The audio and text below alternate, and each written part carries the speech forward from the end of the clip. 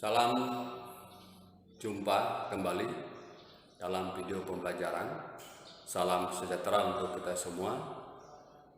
Tak lupa kita selalu mengucapkan rasa syukur atas segala rahmat yang diberikan kepada kita berupa kesehatan, kekuatan, dan kesejahteraan. Baik anak-anakku sekalian, pada video pembelajaran kali ini Pak Guru akan menjelaskan materi tentang peluang teoretik. Apa itu peluang teoretik? Bagaimana cara menentukan peluang teoretik? Nah, di akhir pembelajaran ini tentunya kalian diharapkan mampu menjelaskan pengertian peluang teoretik, mampu menentukan peluang teoretik. Di pembelajaran kali ini erat kaitannya dengan materi pembelajaran sebelumnya, yaitu peluang empirik, ruang sampel, dan titik sampel. Tentunya kalian sudah paham dengan materi pembelajaran sebelumnya. Jadi untuk memahami tentang peluang teoretik tidak akan sulit ketika kita memahami materi pembelajaran sebelumnya, yaitu peluang empirik, ruang sampel, dan titik sampel. Baik, untuk lebih jelasnya kita simak penjelasan berikut ini. Peluang teoretik. Peluang teoretik adalah perbandingan antara frekuensi atau banyak kejadian yang diharapkan atau kejadian yang mungkin terhadap frekuensi atau banyak semua kejadian yang mungkin dalam suatu percobaan atau ruang sampel. Sehingga peluang teoretik ini dituliskan dengan rumus P dalam kurung A sama dengan N dalam kurung A per N dalam kurung S. Keterangannya, N dalam kurung A sama dengan banyaknya kejadian yang diharapkan muncul. Kemudian N dalam kurung S sama dengan banyaknya kejadian atau ruang sampel. Jadi A kapital ini menyatakan banyak atau frekuensi kejadian yang muncul. Jadi untuk simbol A ini bisa diganti dengan simbol yang lain atau dengan huruf yang lain sesuai dengan kebutuhan kita. Jadi dia tidak kaku. Biasanya sih menggunakan huruf A atau huruf K. Yuk kita simak contoh berikut biar kalian lebih paham. Contoh pertama, sebuah dadu dilambungkan ke atas hanya sekali. Hitunglah peluang munculnya A. Muka dadu bernomor 2 dan B. Muka dadu bernomor genap atau bilangan genap. Kita simak penyelesaiannya. Pertama, tulis dulu yang diketahui, yaitu ruang sampel sebuah dadu. Jadi ruang sampelnya 1, 2, 3, 4, 5, 6. Kenapa sampai 6? Karena dadu hanya memiliki 6 sisi.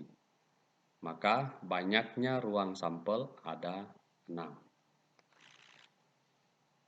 Pertanyaan pertama, munculnya muka dadu bernomor 2. Kita misalkan A itu adalah muka dadu bernomor 2. Diperoleh A itu adalah angka 2. Maka banyaknya A itu sama dengan 1. Kenapa 1? Karena memang angka 2 pada sisi dadu hanya 1. Kita lihat ruang sampelnya. Sehingga peluang muncul muka dadu bernomor 2 adalah P dalam kurung A sama dengan NA per NS. Kita substitusikan nilainya. NA sama dengan 1, NS sama dengan 6. Jadi 1 per 6. Jadi peluang muncul muka dadu bernomor 2 adalah 1 per 6. Kita lanjutkan pertanyaan yang kedua. Peluang munculnya muka dadu bernomor genap atau bilangan genap. penyelesaiannya. Kita misalkan K. Nah, ini kita ubah simbolnya untuk membedakan antara pertanyaan yang pertama yang di atas tadi dengan yang kedua. Jadi kita misalkan K munculnya muka dadu bilangan genap.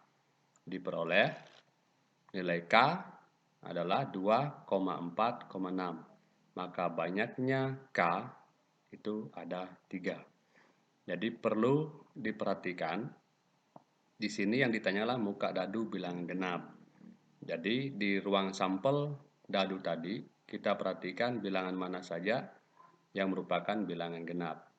Tidak boleh melebihi dari angka 6, karena dadu hanya ada 6 sisi. Sehingga peluang muncul muka dadu bilangan genap adalah P dalam kurung K sama dengan N dalam kurung K per N dalam kurung S. Kita substitusikan, NK-nya ada 3, NS-nya ada 6. Sehingga diperoleh 1/2. 1/2 ini diperoleh dengan cara menyederhanakan 3/6. Masing-masing pembilang dibagi 3, penyebut dibagi 3. Jadi 3 bagi 3 hasilnya 1, 6 bagi 3 hasilnya 2. Jadi peluang muncul muka dadu bernomor genap adalah 1/2. Gimana? Sudah paham kan? Oke, kita lihat contoh yang kedua. 2 buah dadu dilempar bersama-sama. Tentukan peluang munculnya dadu pertama bernomor 4. Ini perhatikan, 2 buah dadu dilempar bersama-sama. Tentukan peluang munculnya dadu pertama bernomor 4. Kita simak penyelesaiannya. Langkah pertama, tentukan terlebih dahulu ruang sampel dari percobaan 2 buah dadu dengan menggunakan tabel.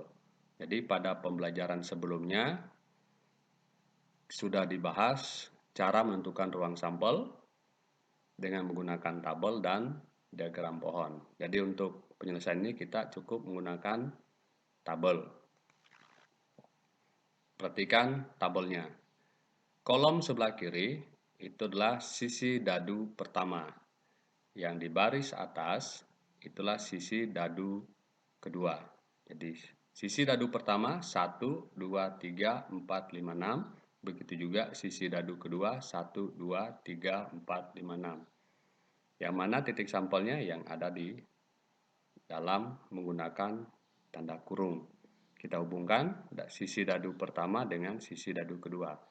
1,1 ini hasilnya, 1,2 ini hasilnya, 1,3 ini hasilnya, dan seterusnya 1,6. Gitu juga 6,1 ini hasilnya, 6,2 ini hasilnya, dan seterusnya 6,6. Sehingga berdasarkan tabel tersebut diperoleh banyaknya ruang sampel ada 36. Kita lihat kembali tabelnya.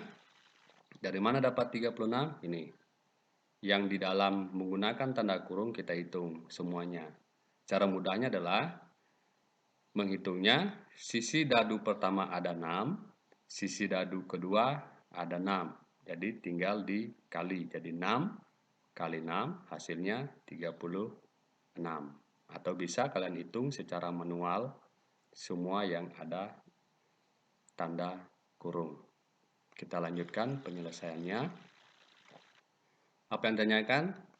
Ya, kita misalkan A kejadian muncul dadu pertama bernomor 4. Ingat, ini hanya ketentuannya dadu pertama bernomor 4. Dadu kedua itu nomornya bebas. Kita lihat hasilnya A itu 4,1, 4,2, 4,3, 4,4, 4,5, 4,6. Jadi dadu pertama ini nomor 4. Dadu keduanya yang berubah 1, 2, 3, 4, 5, 6. Karena memang ketentuannya adalah hanya dadu pertama bernomor 4. Sehingga diperoleh banyaknya A itu ada 6. Peluang muncul dadu pertama bernomor 4. Coba kita simak cara penyelesaiannya. P dalam kurung A sama dengan N dalam kurung A per N dalam kurung S. Kita substitusikan. NA sama dengan 6, NS sama dengan 36. Jadi 6 per 36. Nah, lihat angka pembilang dan penyebutnya.